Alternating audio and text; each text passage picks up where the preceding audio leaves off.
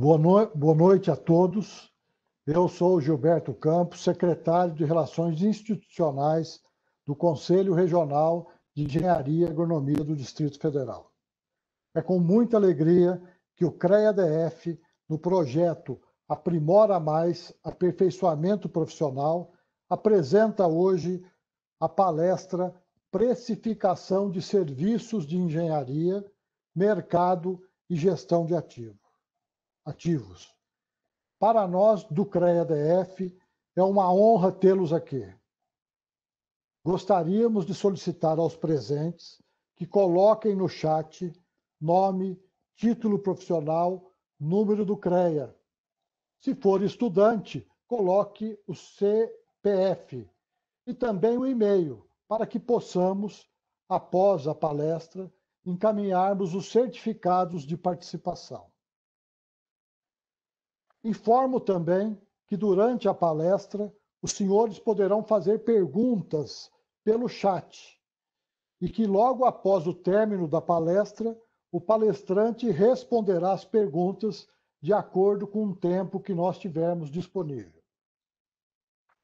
Para fazer a abertura deste evento, convidamos o senhor presidente em exercício do CREA-DF, engenheiro civil, Pedro Luiz Delgado Assad.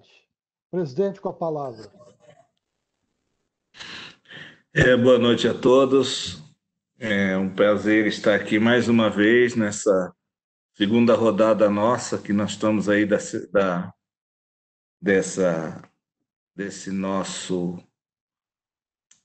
nossa semana aí, que a gente está tentando implementar a volta das quintas tecnológicas nossas, né, que o Gilberto já colocou aí, e que todo e qualquer evento feito aqui no Conselho é benéfico para os profissionais. E vamos discutir, o aprendizado é constante. E hoje nós temos aí o Gutenberg Rios, que é nosso conselheiro aqui e coordenador da Câmara de Engenharia Mecânica, que com certeza ele vai passar para vocês o conhecimento que ele tem do assunto. Então, que a gente aproveite bastante aí a palestra e que Gutenberg dê o show dele, que é sempre peculiar. Um grande abraço, boa noite a todos. Vamos lá, Gutenberg, à vontade.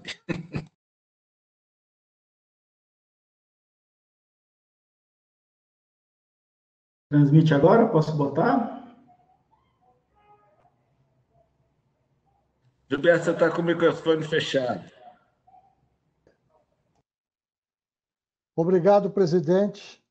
Para proferir a palestra Precificação de Serviços da Engenharia, Mercado e Gestão de Ativos, apresentamos o engenheiro mecânico Gutenberg Rios, graduado pela Universidade de Brasília, UNB, em 2007, com MBA em Gestão Financeira pela Fundação Getúlio Vargas e pós-MBA em Valuation pelo IBMEC, atualmente no CREA-DF, e Gutenberg é conselheiro, coordenador da Câmara Especializada de Engenharia Industrial e Segurança do Trabalho e coordenador dos grupos de trabalho, manutenção de elevadores e escadas rolantes, manutenção veicular, hospitais e o grupo de trabalho condominial.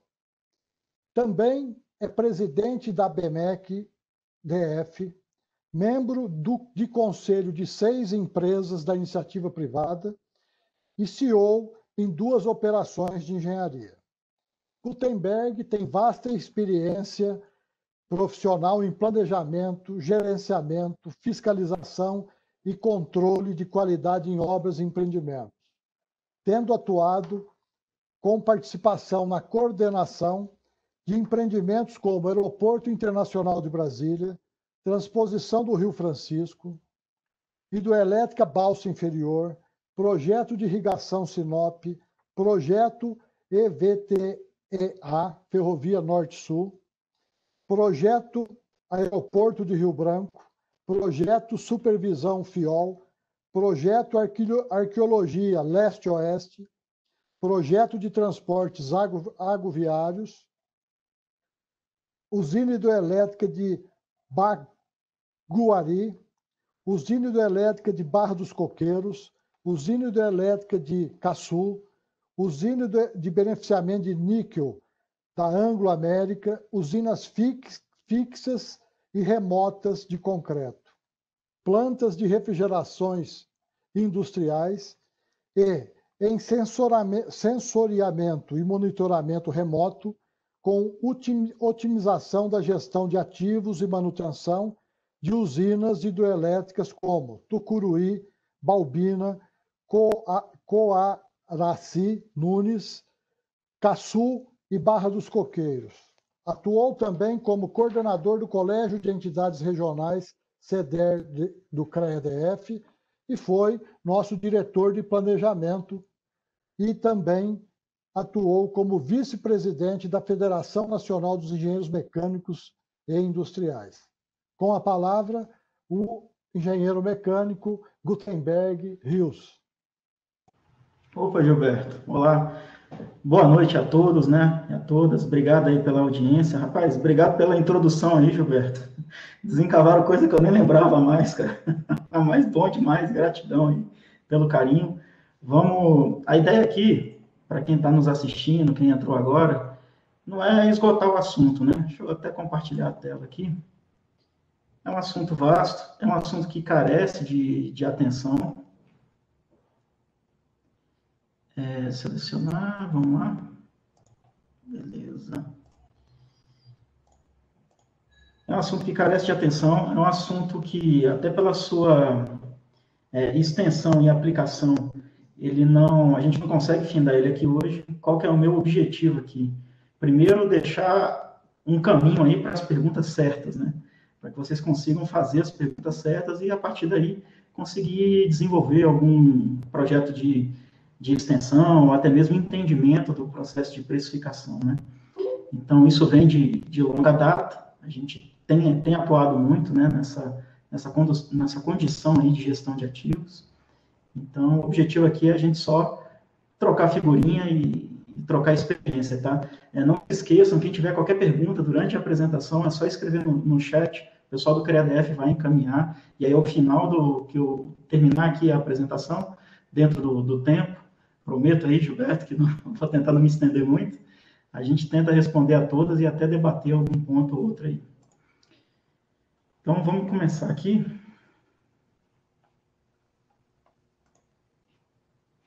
Está todo mundo vendo aí a tela?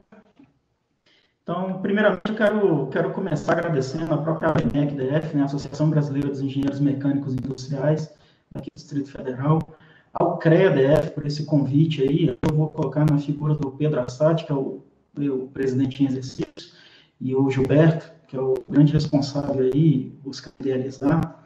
Então, quero agradecer a todos, quero agradecer também ao Confé, né, que é a nossa entidade maior, que está sempre nos apoiando. Prova disso, e aí deixar o convite para quem está nos assistindo, a ABMEC, junto com a Engenharia, estão organizando aí o REPOBIM, que é um evento que vai ocorrer agora em agosto, aí no CREA-DF, que vai unir realidade aumentada, realidade virtual e metodologia BIM, então é um evento bem bacana. E o outro é Cerrado Coffee, que é um estudo, aí, um evento para estudo do processo de beneficiamento dos grãos de café do Cerrado, né? Então, vamos passar aqui. Inicialmente, só para a gente balizar conhecimento, tá? É interessante que a gente tenha em mente o que é custo e o que é preço, né?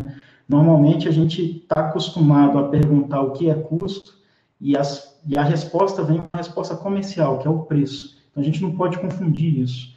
Então, o preço, ele parte do pressuposto que tem um custo e um valor de formação, tá? Então, o custo é o valor pago ali pelo trabalho necessário, é quanto custou efetivamente um determinado item ali do teu serviço, tá? O preço desse serviço, que é um processo de venda, ele vai inserir ali outros parâmetros. Então, você tem, e aí a gente vai discutir aí entre relação custo direto, indireto, enfim. Mas é importante saber que dentro do preço, daquilo que você paga, Você tem o valor do custo, mais os valores indiretos ali relacionados com o ato transacional, né? Então, vamos lá. Quando a gente fala que é caro ou que é barato, tudo é em relação a alguma coisa, tá? Então, caro e barato está diretamente relacionado ao preço. Então, o que é o preço justo? É quando o custo e o valor de informação estão dentro da sensibilidade do mercado. Então, eu estou pagando aquilo que eu sinto de valor em relação ao que eu estou recebendo. Toda vez que eu estou pagando uma coisa que é superior à minha sensibilidade de valor, então eu estou pagando um preço caro. E o inverso também é colocado, né? Então, toda vez que o senso de valor é maior que o preço que eu estou pagando, então aquilo ali é barato. Exemplo disso, vamos lá, uma Ferrari que tem um preço aí, estimado em 500 mil reais, vamos supor, uma Ferrari usada que seja. Se a sensação de valor dela, ou o valor pressuposto dela ali é 300 mil, e o cara está cobrando 500, espera aí, então tá cara essa Ferrari. Agora, se for o inverso, se ela valer 600 e o cara está cobrando 500 mil, ela é barata. Só que ela é dispendiosa. O que é dispendiosa? Né? Porque ela envolve uma monta, um valor de recurso alto no ato transacional. Agora vamos com o exemplo de uma paçoca. Uma paçoca que tem um preço aí de R$ 1, só que ela vale, né, o preço justo dela é 80 centavos, ela é uma paçoca extremamente cara. Tá? Mesmo você pagando R$ 1, não é dispendiosa. Você está pagando caro. Então, isso que eu queria deixar bem frisado aqui, tá? Deixa eu pegar. Não foi? Vocês estão enxergando a imagem? Porque eu estou sem retorno nenhum aqui. Bom. Sim, Guto, a gente está vendo a sua tela. Está vendo a tela, né? Então tá. Sim, sim. Então vamos para a introdução. Ixi, agora eu acho que caiu mesmo.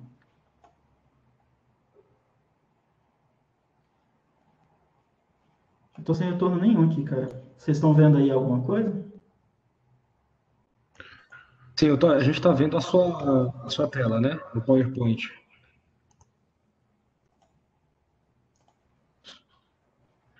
Tenta tirar o compartilhamento. Tenta tirar o compartilhamento e colocar de novo.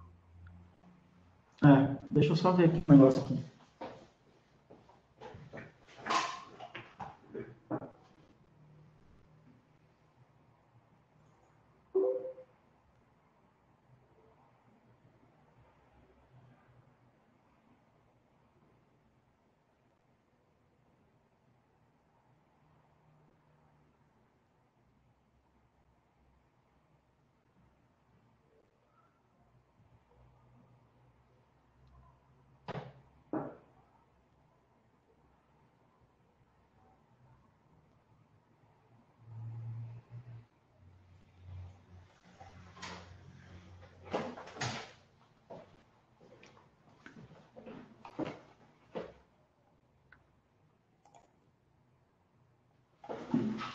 Ele foi para outra tela.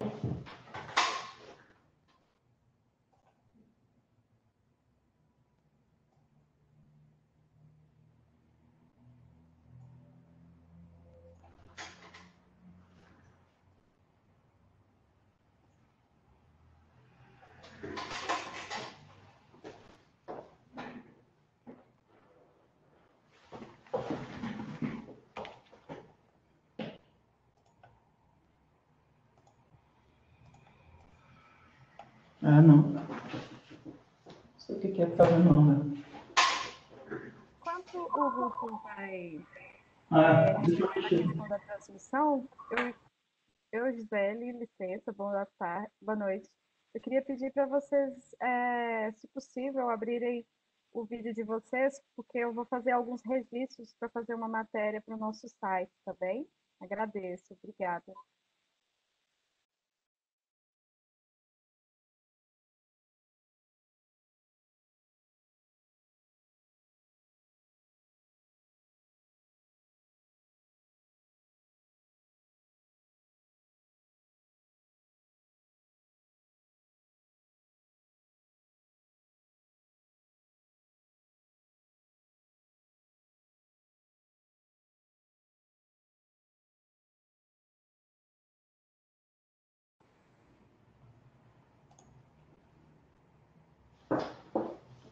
Guto, eu tinha desativado seu microfone e já voltei. Tenta compartilhar de novo o conteúdo. Pois é, ele não tá indo, cara, ele tá travando.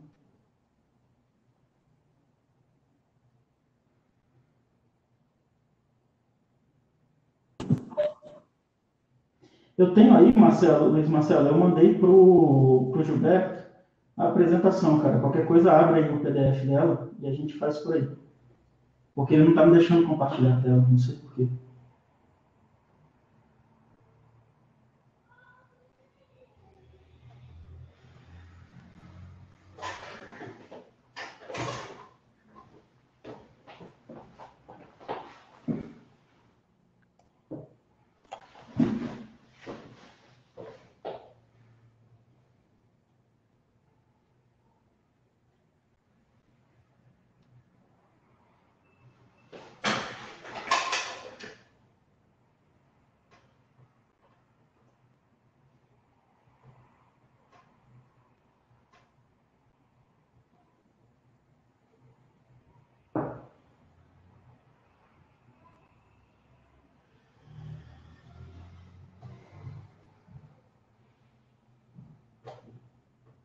Guto, encaminhe um arquivo aqui no meu e-mail, por gentileza.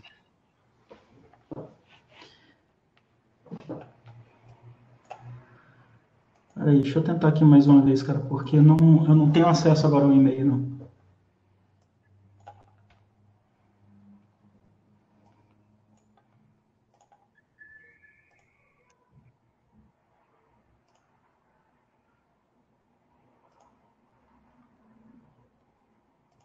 Você tem acesso, Gisele? Pronto, já deu certo. Como começou o compartilhamento. Tá todo mundo vendo? Acho que agora foi, né? Foi, perfeito. Isso, agora tá vendo tranquilo. Tá vendo? Pode continuar, então. Tá. Então, vamos lá. Então, dentro dessa introdução, o que é que a gente está querendo? Dentro de finanças corporativas, qual é o espectro disso, né? Para que lado, como que isso se porta dentro de uma corporação? Então, a corporação é toda complexa, ela tem uma série de departamentos e uma série de áreas. Então, por isso que é até importante você entender esse valor de precificação que tem. Então, você tem um preço de custo, normalmente é atribuído aos insumos diretos ali, né, ou relacionados à tua produção, e depois você tem os custos indiretos, que é o quê? Que são definidos como despesa, né? São todo o intuito comercial aí que você tem de venda ou de administração dos teus recursos dentro dela.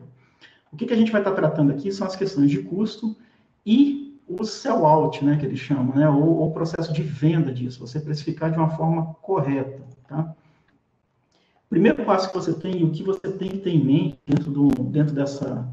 de toda essa ideia ou toda a forma de precificar é você entender do seu negócio. Porque todo mundo, às vezes o cara vai lá e fala assim, não, cara, o preço é por metro quadrado. Às vezes metro quadrado não faz sentido para você. Então aqui eu brinco até com o pessoal da agronomia, que o trabalho dele é por hectare e não por hora. Então é hectare produzido ou hectare cultivado. Então você tem que entender qual é o index que faz sentido para a operação que você está. Lembrando que hoje todo o perfil de contratação ele está voltado para uma engenharia embarcada. Então as pessoas estão contratando não mais homem-hora, mas contratando soluções, tá? O que é de suma importância, inclusive, para o desenvolvimento de novas tecnologias, né?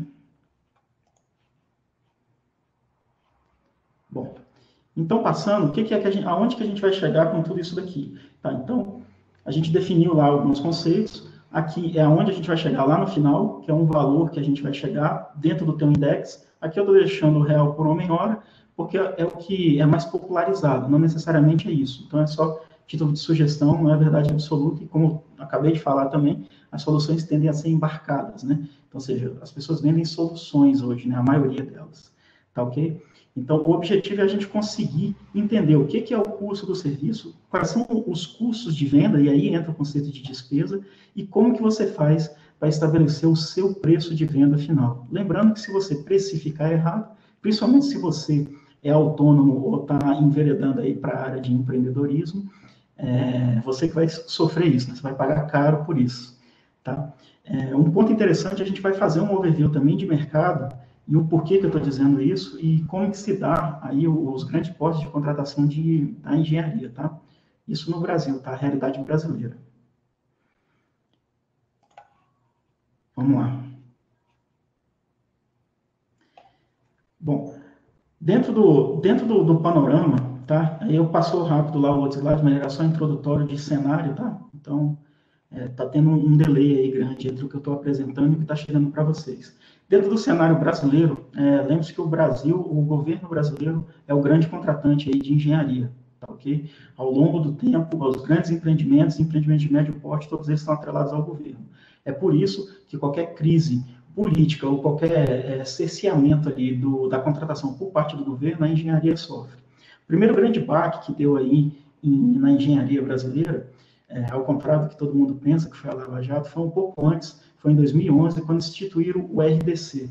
Tá? O que o RDC fez em termos práticos? Tá? Não foi a única coisa, mas em termos práticos, você tinha toda uma cadeia de tempo aí entre estudos, desenvolvimento conceitual, projeto básico, projeto executivo, obras e entrega para operação e manutenção, tá? Que é o OIM ali. O que o RDC fez?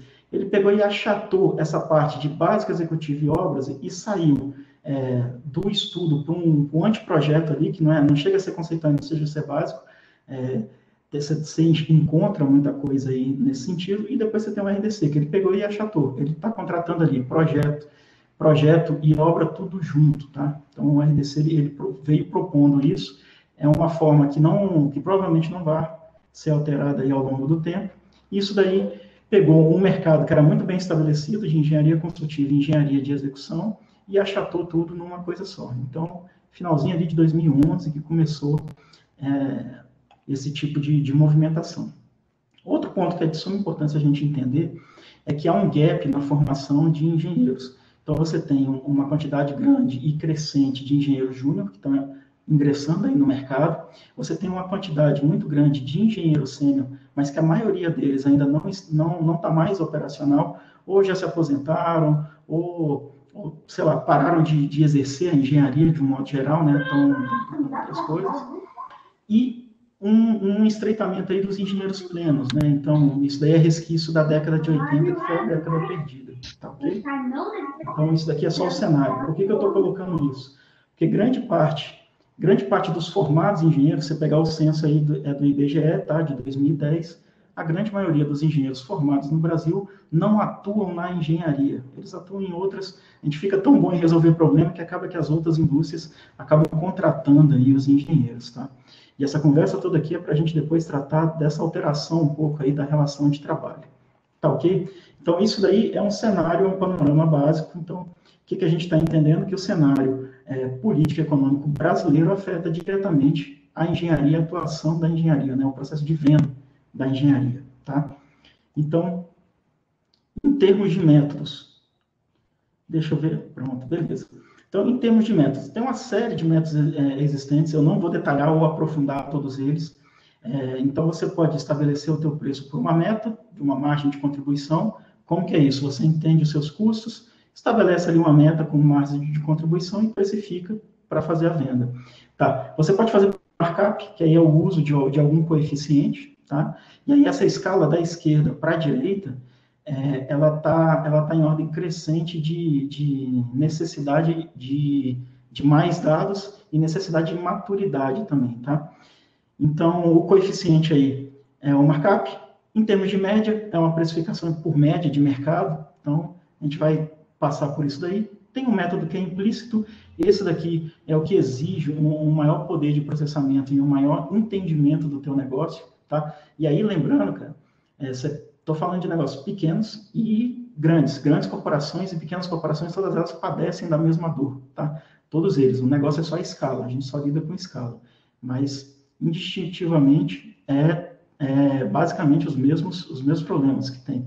E uma determinada, que é através de banco de dados, que é o perfil aí que muita gente que vende ou que acompanha, às vezes é contratado por um contrato que é governamental, está mais habituado com ela. Então, não que ela seja melhor ou pior, ela é um dos métodos. Tá? Então, vamos lá. Só recordando, por que eu estou dando essa visão aqui?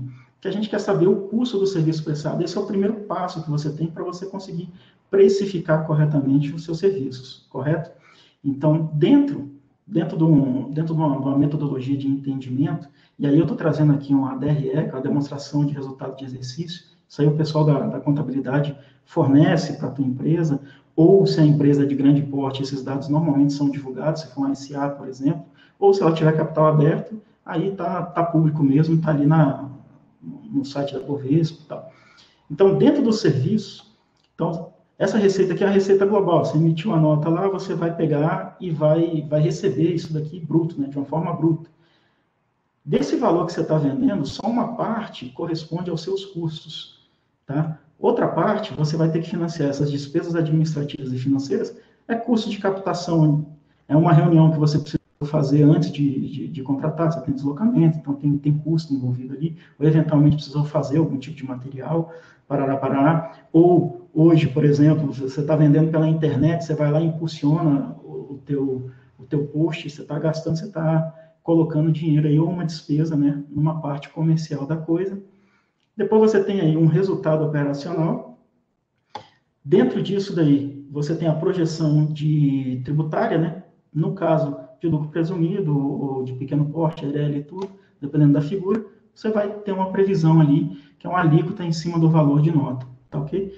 Então, o lucro mesmo do exercício é a última linha, é depois que você corre atrás de tudo. E é essa daí que remunera a tua inteligência no final da coisa, né? Então, é esse daí que é o grande diferencial, é você saber entender isso. Como você faz de meta, isso daí é aquela velha regra da feira. Então, compro por 10, vendo por 20, compro por 1, vendo por 2. Você estabelece isso, ou 2, ou 3, ou numa escala industrial, que é 369, aí a proporção normalmente. Então, você compra por 1, vende por 3 para um distribuidor, né? E vende lá por 6 para o varejo e tal. Então, isso daí é normalmente um dado mercadológico, ele é sensitivo. Então, é aquela velha conta de padaria que o pessoal faz, eventualmente dá certo, ou não dá, então não vai entrar no mérito da eficiência da coisa, mas existe esse método, ele é aplicado, eu estou só apresentando ele aqui para vocês. O outro é a questão do markup. O markup, ele já envolve um pouco de entendimento dos custos e da tua operação ali, do modo geral, e qual o percentual de participação daquilo dentro da tua receita.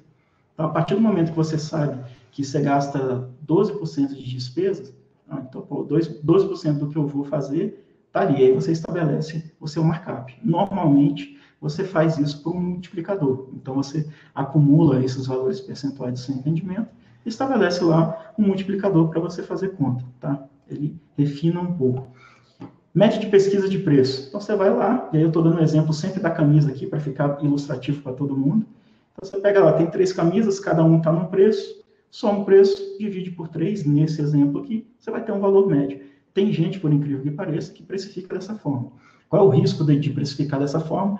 É que você não conhece os dados internos de cada um dos preços que estão sendo praticados. Então, aquilo ali, eventualmente, não reflete uma realidade. E se todo o mercado fizer isso, basta que um precifique errado, que todos os preços vão estar errados.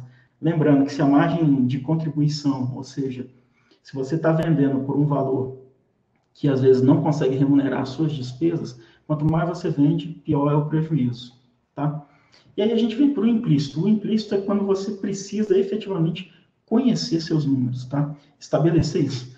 Por incrível que pareça, às vezes, pessoal, nós somos da carreira técnica, né? Formamos em engenharia, só que às vezes a gente não delega ou não estabelece ali as métricas necessárias para entender o correto funcionamento da nossa operação. Então, depois, se a gente não toma esse cuidado de mapear, né, de taguear aí o pessoal de fluidos, todos os custos para como que isso se porta dentro da minha corporação, depois eu não tenho uma análise fidedigna do meu banco de dados. Então, eu não tenho como entender quais são as alocações de capital ali dentro da minha operação, tá ok? Então, uma vez que você entende isso e consegue saber quais são as deduções, e aqui você pode fazer lucro real, lucro presumido, então, enfim, independente da formatação de tributos ali da tua operação, o método implícito ele vai te permitir sempre precificar da melhor forma possível. E a margem de contribuição pelo implícito é o que financia as demais áreas. Então, quando você, por exemplo, você tem alguns custos que são fixos, o aluguel, por exemplo, do teu escritório ali. Então, você tem, em média, você tem 2 contratos lá de projeto, vamos supor, né? Não. Cada um dos contratos vai ter que ter uma margem de contribuição para financiar esses custos aqui, custo de área, que é um custo fixo para você, tá? Então, cada um deles vai ter. E aí você começa a dimensionar a tua carteira, ou a tua necessidade de carteira. Quantos contratos de 10 mil você precisa? Ou quantos contratos de 500 milhões você precisa? Então, daí que começa a surgir as métricas, tá? Então, esse daqui, você precisa estar com um sistema. E quando eu coloco sistema, não é um sistema, um software, não. Cara, um sistema de mapeamento de preços, tá? O que está entrando, o que está saindo, como que está se comportando o dinheiro, né? Da onde vem, para onde vai dentro da tua corporação. Se você trabalha já com uma corporação grande, você vai ter isso, inclusive, normalmente, contabilidade interna, né, na terceira, mas, independente disso, vai lá na tua contabilidade que eles vão te fornecer, pelo menos, um plano de contas lá e você vai saber para que lado está indo e começa a ter dados para analisar isso. E saber se o seu preço está condizente com o que está sendo apresentado. E, por último, e não menos importante, é a determinada, que é através de bancos de dados. Então, você tem uma ampla gama aí de estudo de processo de especificação. Eu estou apresentando aqui o DENIT, por exemplo. O DENIT, ele estabelece lá um valor, né, um sistema de custos referenciais dentro do ciclo. Então, no nosso caso aqui do engenheiro, isso aqui é abril de 2019, ele estabelecia lá um valor de 11.464 lá. Ele estabelece aqui um percentual de encargos, porque ele está lidando com um regime CLTista de contratação, tá? Que os encargos sociais são isso. Então, o custo de mão de obra de CLTista daria 21 mil e pouco aqui dentro do sistema ciclo. Tem outros, cara, tem uma série de outros. Você tem Sinap, você tem Codevasf, você tem uma série de outros bancos de dados que vão te prover isso. Você pode trabalhar com eles para você ter um referencial. Se você for vender principalmente para governo, você vai ter que pegar qual é o index que isso daí estabelece para que você precifique de uma forma justa. E melhor que isso, você tem que fazer voltar ali e saber se você está sendo remunerado de uma forma condizente. E aí, dentro do nosso primeiro exemplo lá, em real por hora, você estabelece o valor do custo final aqui, os 21. Adota-se aí 160 horas mensais como horas base líquidas, né, para se obter cálculo de real por hora, e você tem lá o seu valor de real por hora, correto? Um outro ponto também de consulta é o IBAP, isso daqui é uma tabela de valores do IBAP. Note que ele coloca todas as despesas diretas e alguma parte das indiretas para estabelecer o valor da hora técnica. E ele vai lá e sugere, ó, é R$430, ora, isso daqui é o de 2019, se não me falha a memória também, no final do ano, tá ok? Então, o IBAP também fornece isso para pesquisar. E aí, agora a gente chega dentro de uma ótica, né, de empreendedorismo. E aí eu vou comentar um pouco sobre isso e depois a gente vai desmistificando ou tentando entender o porquê que eu estou colocando isso. Muito disso daqui é devido às relações de trabalho, às novas relações de trabalho, tá? Então, vamos embora. Vamos ver se a gente passa isso. E aí, por que se fala tanto em empreendedorismo? Por que se fala tanto em engenharia? Olha só, isso daqui foi uma projeção com base na RAIS, do Ministério do Trabalho e Emprego, quando ele ainda existia, né, para 2020. Nota que se o crescimento... hoje o sistema Confea-CREA aí tem 1 milhão e poucos aí de profissionais, né, ativos, né, dentro do sistema. Se o nosso crescimento datado lá de 2010, né, se a projeção dele fosse 5,5% ao ano, hoje a gente viveria uma realidade de não ter profissionais suficientes para conseguir acomodar todas as demandas do mercado. Tá? De lá para cá a gente sabe que não foi isso, o país entrou numa crise, mas mesmo com um crescimento aí de 2,5% ao ano, ele já daria aí uma menção interessante de projeção de vagas. Lembrando que vagas de emprego têm sido alteradas, não necessariamente uma vaga de emprego CLTista da forma como era há 20 anos atrás vai existir hoje. Tá? Então é importante entender isso. Outra coisa importante é que quando se fala em empreendedorismo, todo mundo tende a levar para um lado de criatividade. Não, eu tenho que ter uma ideia genial. Não, quando na verdade não é isso. Empreender é você fazer uma coisa bem feita, que qualquer um poderia estar fazendo ali, né? Claro, dentro da sua habilitação, mas que por algum motivo não tá fazendo, ou está com algum excesso de demanda num determinado nicho de mercado. E aí atende para isso, nicho. Então, olha só. E aí, quando você coloca isso daí, a criatividade implica em empreendedorismo. Isso daqui foi uma dissertação de mestrado que eu peguei. Olha só, 70% dos empreendedores falam que não. Então, o que comprova? Um outro ponto, a gente costuma palestrar muito em instituições de ensino. E aí, a maioria das pessoas, elas ainda sonham em pegar o diploma de engenharia e falar, cara, vou trabalhar numa grande empresa. Será que as grandes empresas ainda continuam atrativas ou bonitas? O que está acontecendo nas grandes empresas? Elas vão acomodar? Então, e aí até por que a gente trabalha essa palestra daqui de hoje, é justamente para que vocês atentem que as relações de trabalho vão deixar de existir da forma como provavelmente te motivou a iniciar o teu curso. Então, você tem que estar preparado para isso, né? Na engenharia, a gente se adapta constantemente. Então, olha só que como que está a questão como é que se fala, do desempenho das grandes empresas, né, da rentabilidade ali, no longo prazo. Então, as grandes empresas que tinham um grande diferencial competitivo, e aqui no início do quadro, estou falando lá da década de 50, tá? Por quê? Porque na década de 50, o diferencial competitivo era você estabelecer uma nova tecnologia, um novo aparato, patentear ele e explorar aquela relação comercial de vender o inovador dentro de um processo de patente, tá? Então, e aí lembrando que dentro dessa tecnologia embarcada, a gente está falando disso. Então, você tinha um grande diferencial, você conseguia precificar mais. E o que está acontecendo ao longo do tempo isso? Os preços estão se reduzindo. Então, é um processo natural, uma vez que você tem aí uma grande liquidez no mercado com o advento da internet. Então, os grandes eles estão começando a deixar de ser rentáveis. Essa rentabilidade dos grandes provoca essas grandes movimentações aí, até macroeconômicas, para estabelecer novas relações de trabalho e novas formas de se atuar, tá?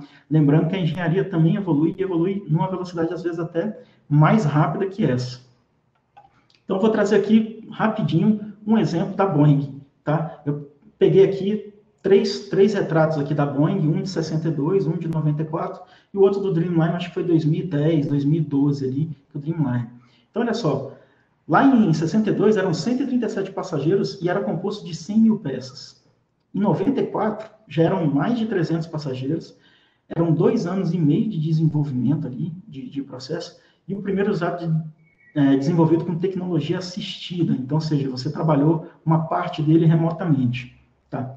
E o 787, viagens longas, e tem um dado aqui que é interessantíssimo, 70% dos componentes eram terceirizados, tá? E aí você vem já com a implantação de metodologia BIM. Por que é terceirizado? E por que se fala tanto em empreendedorismo? Na verdade, o que está ocorrendo até com a engenharia é que ela está se especializando. E os especialistas de determinados pontos estão começando a se concentrar em pequenas empresas. Então, por isso que faz sentido a gente falar de empreendedorismo, de precificação de serviços e, ainda mais, relações de trabalho. Então, o que está acontecendo?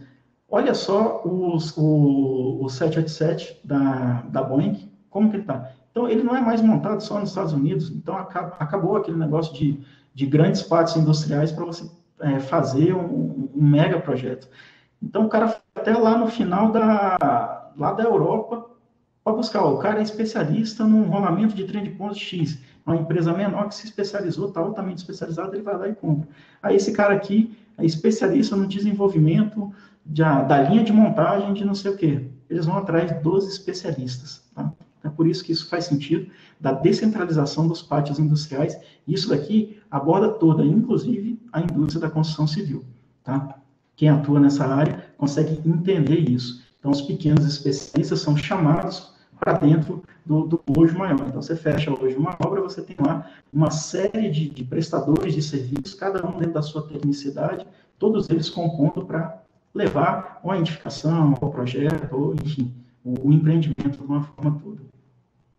Eu deixo aqui também algumas indagações, né? Então, se você pode sonhar, pode fazer, que é do Walt Disney. Dalai Lama colocou isso daí, você nunca sabe os resultados que virão da sua ação, mas se você não fizer nada, não existirão resultados. E aí, concomitante com o Richard Branson, Quem não conhece, cara, procura o grande dos empresários aí, ainda vive ativo, né? Então, ele fala que se os seus sonhos não te dão medo, é porque tu está sonhando muito pequeno. Então, a ideia é sonhar mais, sonhar grande. Pode começar pequeno. Eu deixo aqui meu agradecimento pela paciência de vocês aí e pela compreensão e tal, pela gratificação de estar com vocês aí. Agradeço mais uma vez aí ao convite. Espero ter conseguido contribuir aí para o fórum de discussão qualificado. Deixo meus contatos também. Hoje eu tenho um canal específico no YouTube, chama Engenharia e Prosa. Então, dentro dessa série de projetos aí, nacionais e internacionais que eu participei, eu acabei conhecendo muitos profissionais de áreas diversas, de áreas multidisciplinares e interdisciplinares, e eu estou chamando esse pessoal para conversar, trocar um dedo de prosa e, quem sabe, conseguir transmitir conhecimento para todos vocês. Então, procura a gente no YouTube lá, que a gente está presente. Ok? Esse era o meu recado. Espero que quem tiver alguma dúvida ou quiser que esclareça alguma coisa, me coloca agora à disposição para eventual pergunta ou, enfim, esclarecimento. Obrigado, Gutenberg Rios. Eu gostaria agora, presidente Pedro Assad, se gostaria de fazer alguma pergunta ao nosso ilustre palestrante de hoje. Boa noite, Guto. Parabéns pela apresentação.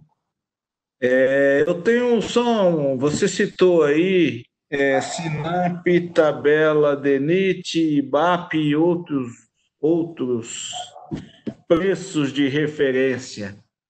Mas se você for analisar, essas tabelas têm uma variação muito grande. Isso não influenciaria no trabalho final devido à variação de preços que essas tabelas têm, para você chegar no trabalho final, chegar num bom conjunto, né? Como é que você vai conseguir fechar e tentar executar uma obra, um serviço de qualidade com essas variedades de preço? O SINAP tem um preço, a tabela DENIT tem outra, a IBAP tem outra, e o governo trabalha com SINAP. E essas empresas trabalhando aí hoje, aí, a maioria, ninguém está analisando o preço, como você mesmo colocou. E dando os descontos absurdos aí, a gente fica até preocupado com a qualidade desse serviço. O que você tem a dizer aí sobre essas variações? Pedro, excelente pergunta. Essas tabelas são um intuito aí, acaba que cada tabela ela tem um uso específico. Então, se você vai trabalhar com uma licitação dentro do DENIT, você vai ter que usar a tabela do DENIT, porque ele paga por aquela tabela. O dever de casa que você tem que ter é saber se aqueles preços ali estão condizentes ou não. A variação sensível mesmo entre todas elas, algumas chegam a ser inexequíveis no mercado privado, digamos assim. Então, se você pegar, SINAP é um exemplo dela, em alguns itens, se você precificar por ela para vender para o privado, pode não funcionar. Então, isso daí corrobora, primeiro, com uma política que foi descentralizada. Acaba que cada órgão tem um index de referência. Então, dependendo do órgão que você está trabalhando, ele vai ter diferentes fontes de precificação. Inclusive, hoje em dia, até eles podem aproveitar aí a tabela de registro de preço. Por incrível que pareça, existem ainda itens de serviço que são precificados dessa forma para entregar para o governo, o que provoca uma distorção tanto no preço, e aí por isso que eu tomei o cuidado de dizer que essas referenciadas eram mais estatais, né, mais governamentais, em relação à qualidade, porque aí não tem mágica, gente. Se você fechou o contrato de 10, aí a gente volta lá para aquela definição de preço. Se você precificou de uma forma errada, quem vai pagar é você, enquanto empresário, ou você, enquanto profissional ou gestor de um determinado contrato. Então, o primeiro passo que você tem que saber é estudar para quem você está vendendo e saber os seus números com muita tranquilidade. Então, você tem que saber quanto você gasta para desenvolver ou desempenhar um determinado serviço. Claro, e aí eu estou considerando uma situação normal de temperatura e pressão, tá? Então, seguindo todas as normas técnicas, sem reduzir especificação, sem nada do tipo, tá? Então, excelente pergunta, Pedro, espero que eu tenha respondido aí. Eu gostaria de acrescentar aos que estão conosco nessa palestra que poderão fazer as perguntas através do chat. E eu gostaria aqui, Guto, de complementar essa pergunta do Pedro no sentido da questão relacionada ao BDI, aos benefícios e despesas indiretas. E nós chegamos ao cúmulo de alguns órgãos fixarem o BDI máximo, né, sem levar em conta a questão operacional de cada empresa, as características de cada empresa. E é o que você disse, isso acaba levando a serviços que possam não ter a qualidade adequada. E nós temos aí exemplos de vários órgãos públicos, e alguns até que você citou, e temos diversas, centenas e milhares de obras paradas por esse Brasil afora. Então, eu gostaria que você falasse um pouco sobre essa questão do BDI na formação do preço de venda. Boa pergunta também, Gilberto. Obrigado aí por ela. O bônus por despesa indireta, né, o benefício, enfim, nada mais é que o estabelecimento do markup, né? Então, só que o markup, ele vem através de um banco de dados de contratação. Ora, que é aquela questão, pega a metodologia de precificação por preço médio, que a gente tinha colocado, claro que não é tão simples quanto aquilo, mas você pega um banco de dados de balizamento de contratação. E aí ele pega e estabelece, ó, em média, para esse tipo de serviço aqui, o BDI é X%. Você está estabelecendo ali o seu markup. Eventualmente, como se você não está precificando de uma forma correta, você vai replicar isso dentro do seu BDI. Com certeza vai estar vendendo aí com prejuízo. O que muita gente faz é a administração do fluxo de caixa, para conseguir executar a obra dentro de um determinado aí volume previsto. Mas, mais uma vez, se você não tem a certeza dos teus números, não sabe quanto custam as coisas e qual é o teu valor de formação, né, do preço final, dificilmente você vai obter êxito. Principalmente se você entrar dentro desses indexes que você não te permite, por mais que exista um intuito enorme aí, tá? Então, tem gente, se você pegar os órgãos aí, TCU, por exemplo, qualquer outro, eles têm um banco de dados enorme. A Caixa também tem uma galera altamente especializada, mas feliz ou infelizmente, tem a precificação intrínseca em cada operação. Vai fazer o quê? Luiz Marcelo, nós temos mais alguma pergunta no chat? Sim, Gilberto, acabou de chegar uma pergunta aqui, eu vou encaminhar a pergunta ao seu WhatsApp, tá ok? Só um minutinho para você... Eu já consigo ler por aqui, viu? Tá ok, perfeito. Tá bom? Okay. A pergunta, ela Liane para todos, né? Houve um comentário, Guto, sobre as novas relações trabalhistas. Tem como falar um pouco mais sobre isso? Principalmente sobre as contratações de profissionais por pessoa jurídica. Isso é interessante. Comentar. Lembrando que a CLT estava rígida desde a instituição dela lá, na época de Getúlio Vargas ainda, né? E recentemente você teve aí uma flexibilização do contrato de CLT. O contrato CLTista é um contrato que você vende o seu tempo, uma remuneração pelo seu tempo mensalmente. Então, meio que você está dentro daquele horário combinado ali, disponível a produzir as demandas dentro de uma corporação. Quando você passa essa relação CLTista para uma relação pessoa jurídica, você entra lá dentro daquele exemplo da Boeing. Então, você tem que ter um escopo muito bem definido, que é uma relação contratual entre duas pessoas. E aí você, enquanto empresário ou dono ou sócio dessa pessoa jurídica, normalmente a escala é uma pessoa jurídica de menor porte, tá? Que está estabelecendo uma relação, e você tem um escopo a ser desempenhado dentro de um determinado prazo. Então, é um contrato, como se você estivesse contratando um projeto, ou parte do projeto, enfim, você delega isso para terceiros, tá? E aí fica com a incumbência de consolidar isso para a entrega final.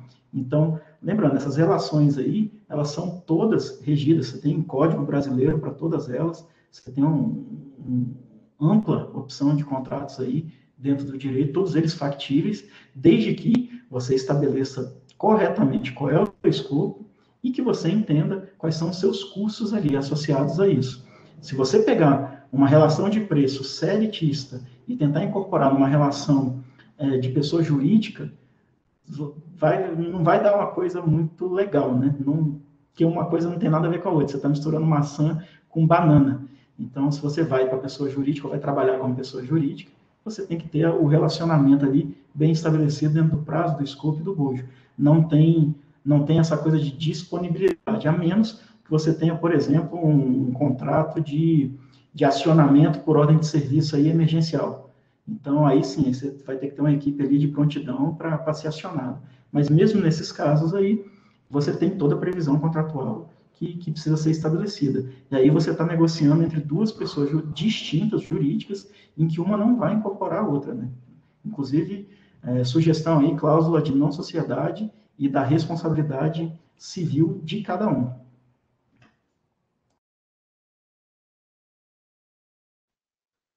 Obrigado pela resposta, Guto. Luiz Marcelo, tem mais algumas perguntas? Não, sem perguntas, Gilberto. Algum do presidente tem alguma pergunta também? Já. Só, Gutenberg, eu não sei se o comentário da Liane é sobre essas relações trabalhistas. Eu não sei se ela não quis colocar sobre o valor de profissional. Não é nem uma pergunta, é um esclarecimento. Nós temos uma tabela para a contratação dos nossos profissionais, nós temos um valor definido pelo sindicato. Não sei se foi bem essa pergunta que você tentou fazer aí, pela assim que tem como falar mais sobre isso, principalmente as contratações de profissionais por pessoa jurídica. E eu não sei se ela quis colocar alguma coisa nesse sentido. Não é? Ele respondeu? Então tá, era isso que eu foi bom ter colocado.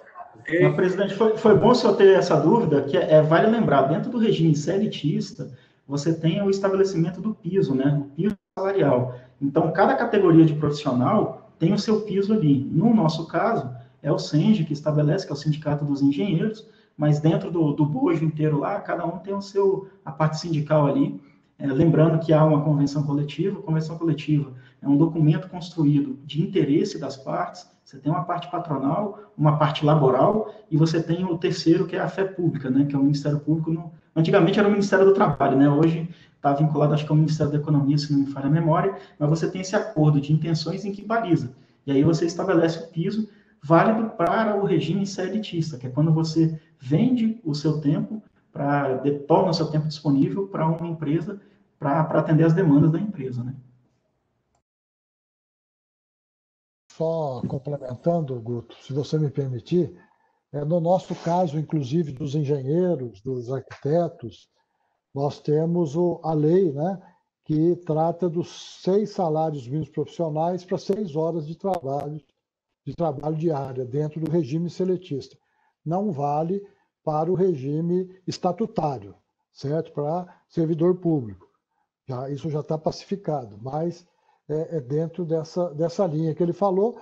E aí o sindicato, dentro dos acordos coletivos e das convenções coletivas, ele faz o balizamento dentro dessa questão. Mas, não havendo mais nenhuma pergunta, né, eu vou passar ao nosso palestrante de hoje, Gutenberg Rios, para as considerações finais. Com a palavra, Gutenberg, faça favor.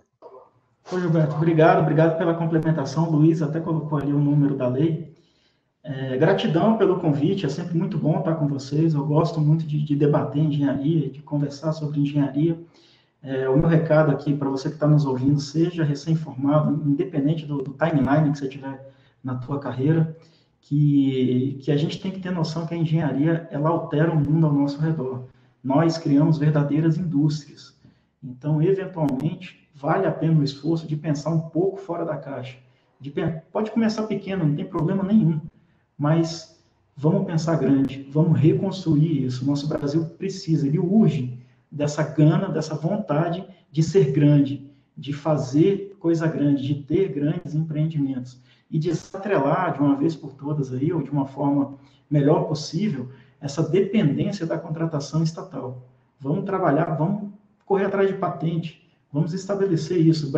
Engenheiro brasileiro é formado aqui, vai para o exterior, chega lá, desenvolve patente para fora, cara. Então, vamos trabalhar aqui dentro, vamos criar essas oportunidades e vamos criar a nossa indústria nacional. Esse é o recado que eu queria deixar. Mais uma vez, muita, muita gratidão por ter vocês aqui e agradecer também pela audiência e por toda a equipe aí que tá atuando. Luiz Marcelo, Denise, que eu vi aqui, Letícia, que estava aqui conosco há pouco tempo, enfim, Jailson também eu vi, Gilberto, todo mundo, cara, equipe fantástica. Muito obrigado. Obrigada, Guto. Obrigado, Guto. Grato. Agradecemos aí e gostaríamos de lembrar, se algum dos participantes ainda não colocou no chat nome, título profissional, CREA e e-mail, para que nós possamos encaminharmos depois o certificado de participação, que ainda há tempo de colocar no chat. Gostaríamos, agradecendo o Guto, né, a participação de todos, e para encerrar o evento, eu vou passar a palavra para encerrar esse evento do Aprimora Mais, para o nosso presidente em exercício, presidente Pedro Assad. Por favor, com a palavra, presidente Pedro.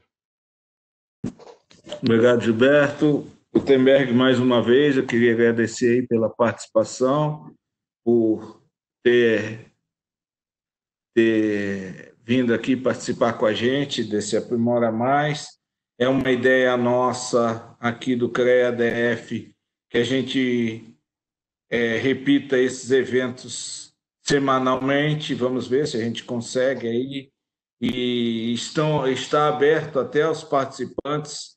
Se alguém tiver alguma ideia, alguma sugestão de curso, envie para a gente ou venha participar aqui, que o conhecimento ele é interessante para todo mundo. A gente vive, como o Guto falou, o profissional vai para fora e patenteia lá, porque lá ele ganha, entre aspas, né, vem falar que tem mais conhecimento lá fora. A gente aqui, nós temos todas as condições de manter os nossos profissionais aqui trabalhando e enriquecendo a engenharia, né? Ainda mais hoje, com essa pandemia que está aí, a engenharia não parou e depende da gente, de nós engenheiros, para que a gente vença essa crise, a crise e a pandemia.